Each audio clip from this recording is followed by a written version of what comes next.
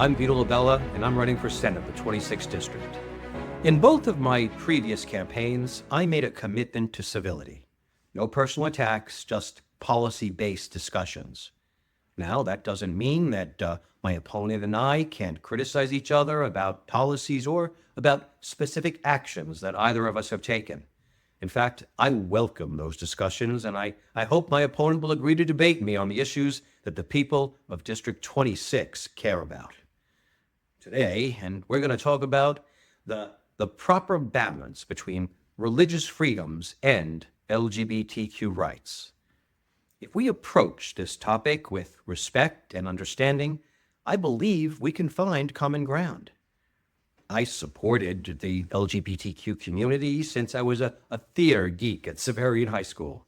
I lobbied elected officials to pass gay marriage in New York, and there is a video out there of a woman criticizing me because I advocated for the book, Love is Love. I'm endorsed by the Log Cabin Republicans of New York, and I work with LGBTQ parents in my education advocacy. The teaching of acceptance starts in the earliest grades because kids are just beginning to interact with families that don't look like their own, including families with same-sex parents. It's vitally important that kids from all types of families feel accepted and not othered because their family might look different.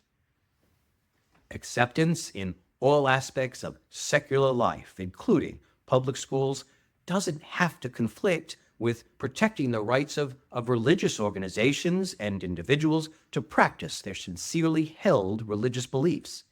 In America, and especially in New York, freedom of religion, all religions, is something that we hold dear.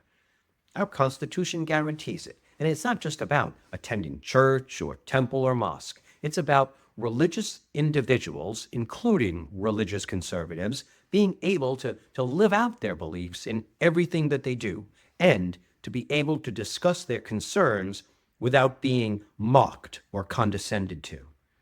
Now, for many faith-based groups, this includes how they view marriage or gender expression or sexuality.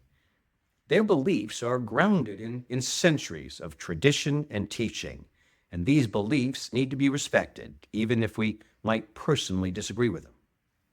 This can feel like a tricky balance. How do we protect the rights of religious organizations while also standing up for the LGBT community? Well, it's not about picking one side or the other. It's about making sure that both can coexist.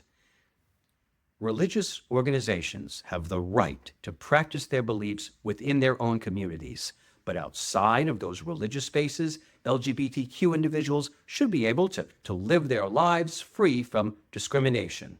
It's all about recognizing and figuring out where those boundaries lie. Faith-based groups should be allowed to follow their values within their walls, but in public spaces, like businesses, government, and services, we have to stand against any form of discrimination. And for the most part, I think it's working out pretty well. It seems like when there is a conflict, it's not based upon who people are or what they look like, but rather behaviors and content in our public spaces which people feel are inappropriate. Specifically, I think the greatest conflict is in our public schools and libraries. Now, religious schools can teach conservative ideas, no problem, and private schools can teach progressive ones. But public schools, well, they have to play it right down the middle. This became an issue on the May 2024 Community Education Council meeting when one of the speakers, a female pastor of a Christian congregation right here in Sunset Park, had legitimate concerns about inappropriate content in New York City public schools. In this case, it was a drag show that was performed at a school on Staten Island. I was there, and nothing she said was homo or transphobic.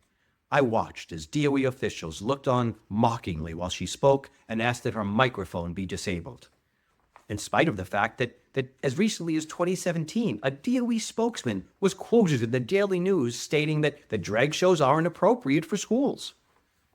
Why is this relevant?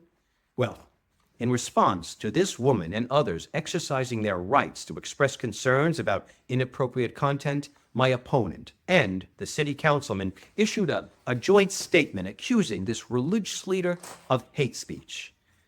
Well, as a former New York City police lieutenant who often dealt with bias and hate crimes, I can assure you it was not.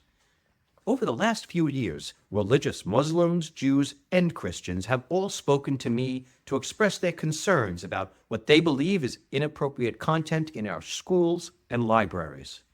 It was wrong of the councilman and the senator to use their official positions to vilify this woman and to criticize the CEC for following the law and allowing her to speak freely.